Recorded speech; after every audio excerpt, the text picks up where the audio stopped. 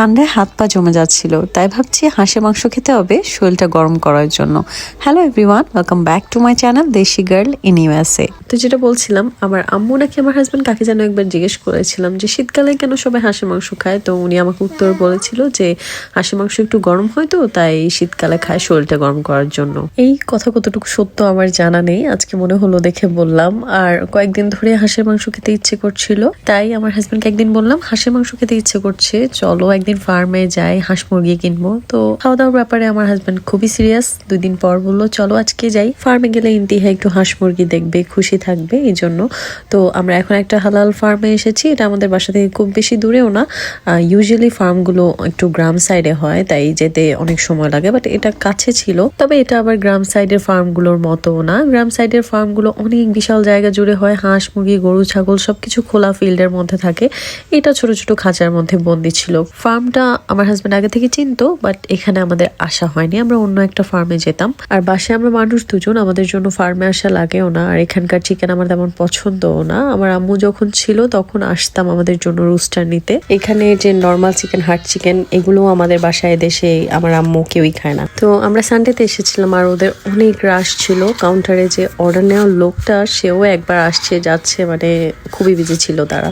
তো কোন রকম অর্ডারটা দিয়ে সিরিয়াল নাম্বার নিয়ে আমরা ওয়েট করছিলাম। আমাদের আগেও আরো কয়েকজন ছিল, তাই আমরা বাইরে হাঁটছিলাম তখন। আর এত স্মেল ছিল ভিতরে যে ইন্তিহা 1 মিনিটও দাঁড়িয়ে থাকছিল না। আমরা তো মাস্ক পরা ছিলাম, তারপরও আমি দাঁড়াতে পারছিলাম না ওখানে। ইন্তিহা অনেক খুশি ছিল। আর এখানে খাঁচায় ওই লোকটাকে হাঁস মুরগি নিতে দেখে সেও এগুলো ধরতে যাচ্ছিল। ও কত সাহসী, আমি নিজেই ভয় পাচ্ছিলাম। এছাড়া ও এই বড় বড় খাঁচাগুলোর ভেতর ঢুকতে চাচ্ছিল, আমাকে বারবার এনে শুধু বলছে দরজাটা ওপেন করে দেওয়ার জন্য।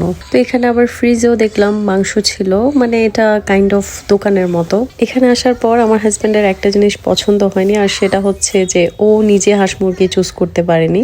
ওরা আমাদেরকে যেটা দিয়েছিল সেটাই। তো ও বলছিল যে ওরা দিলে আমরা কিভাবে বুঝবো যে এটা ফ্রেশ, সেটা মরা কিংবা অসুস্থ হাঁস মুরগিও তো হতে পারে। তো ওর কথায় অবশ্য যুক্তি আছে। আমি যেহেতু বলে এখানে নিয়ে এসেছি, তাই আমি আর কি বলবো। বলছিলাম ওরাও যেহেতু মুসলিম, ওদের গুনাহ হবে আমাদের সাথে যদি এরকম কিছু করে। যাই হোক, ইন্ডিয়া তো খুবই এক্সাইটেড ছিল। ও একবার টার্কি দেখছে, হাঁস মুরগি দেখছে, আবার দৌড়ে গিয়ে ছাগল ভেড়া এগুলো দেখতে যাচ্ছে। মানে ও খুব এনজয় করেছে। বাইরে সুন্দর বসার জায়গা ছিল, তো আমরা কিছুক্ষণ বাইরে বসে বসে গল্প করছিলাম। এছাড়া একজন গিয়ে আবার দেখেও আসছিলাম যে আমাদের সিরিয়াল নাম্বার এসেছে কিনা।